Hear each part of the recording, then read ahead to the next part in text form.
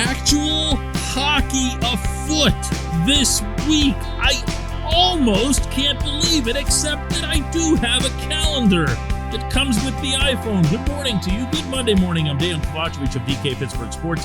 This is Daily Shot of Penguins. It comes your way bright and early every weekday if you're into football and or baseball. I also offer daily shots of Steelers and Pirates, where you found this. Rookie camp opens Thursday in Cranberry, and it's going to be constituted of pretty much the same prospects you've been seeing for a while now, and the reason for that is that they don't graduate to the next level. It's like perpetual high school. The prospect pool isn't very good, to be kind, in the Pittsburgh system. That's not news to anybody. But that doesn't mean that there should be just this free pass for all of them individually. Sam Poulin jumps out at me.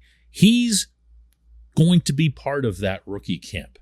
He's coming off his first professional season of hockey with Wilkes-Barre Scranton, and he kind of came of age in the second half of the AHL season. To his credit, he did. 16 goals, 21 assists in 72 games. And I know 37 points in 72 games doesn't excite anybody, but he finished a lot stronger than he started out, even carrying that into the Wilkes-Barre Scranton Penguins' brief Calder Cup playoff run of just 6 games. He had 3 goals in those 6 games, so he showed up when they needed him the most as well. That's promising. That's encouraging. But he's a 21st overall pick in the 2019 draft. He's 21 years old, and, it's about time. I always appreciate anytime an organization is committed to the general practice of sending even a first-rounder to the AHL for a year. There are a lot of lessons to be learned about camaraderie, about how to carry yourself, about how to fight for your teammates, about how to literally fight for your teammates. And Sam's stood tall by all accounts in those regards, and he made himself, again, a go-to guy as the season went along. But what's the next level from him? Where's the next level from him? The next person I hear inside the organization speculating on Sam having even a hidden prayer of making the Penguins roster out of this coming training camp will be the first. There's no one even thinking that way. There can't be. Whereas, some of you will recall that Sam's first camp, he made a little bit of an impression. They liked what they saw. COVID comes along and kind of screws up everything, but I never heard Sam getting written off. And I haven't heard Sam getting written off now either. But I also don't hear him getting written on. And that's actually a little bit odd for a first-round pick. This portion of Daily Shot of Penguins is brought to you by the good people at the Greater Pittsburgh Community Food Bank, where they're committed to providing food for all of our neighbors in need across Western Pennsylvania. They, in turn, need your help. Find out how $1 can be turned into 5 full meals for those in need. Visit pittsburghfoodbank.org. So what does a competent version of Sam Poulin in the NHL look like? That's a question I've asked myself at times. In watching him, you don't get the impression, immediately or otherwise, that this is going to be some big scorer, that there's some breakout that's waiting to happen, even in the AHL. I don't believe his numbers are ever going to blow you away. But he's going to have to counter that by becoming very dependable defensively. He'll have to become a complete forward. There is no trace of that. This has nothing to do with whether or not he tries hard or cares a lot. Not all hockey players are equipped with the two-way gene. And Sam, a lot of times, I'm trying to find a nice way to say this because I don't want somebody to hear this and think, oh, this is just a left-handed Daniel Sprong here. But there's some of that there. Now, Sprong was, and I can comfortably say is, just lost without the puck. Once he gets it, he can do some pretty devastating things, as he's shown on occasion to his credit in the NHL, in the offensive zone. Absolutely worthless. In fact, a negative value everywhere else on the rink. Sam, at times, has looked like he wants to contribute to something defensively, just doesn't seem to know how. He looks at times like he wants to contribute physically, but he doesn't know how to do that without taking himself out of position. He's got the skating, he's got the size, and he's got the build to do all of those things. But if you don't have the instinct to match, then you're going to have to be open in the biggest way conceivable to, I don't know, I guess like a complete rebranding by a coach. So what comes first for Sam? Do you want to see him score and then say, well, here we go, this is a top 6 type forward, we can work him into a top 6 type role? I don't see that coming. Do you want to try to turn him into, what am I doing here with this one? Is it Brian Rust? I mean, Rusty obviously turned himself into something pretty significant, so that's probably not the best parallel. But, more of a Danton Heinen? Something like that. I don't know.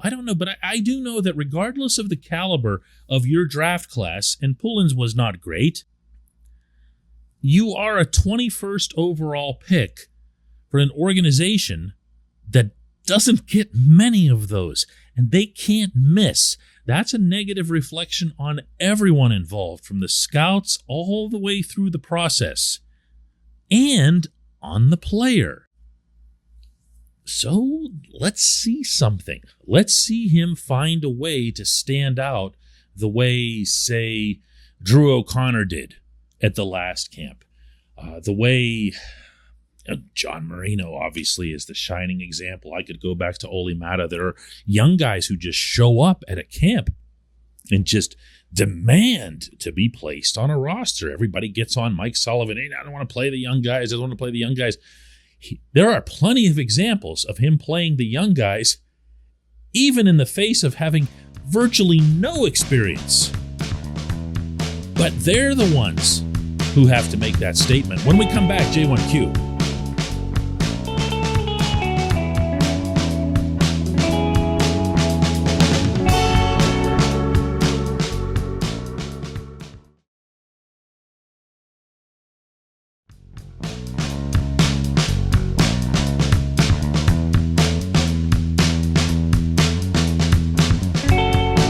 Today's J1Q comes from, here it is, Aaron Cake.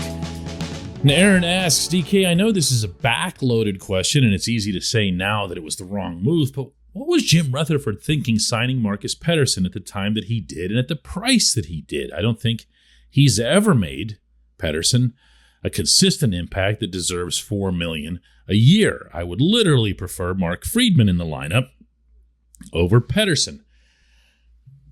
Aaron, I'm going to admit to being somewhat partial to Pettersson.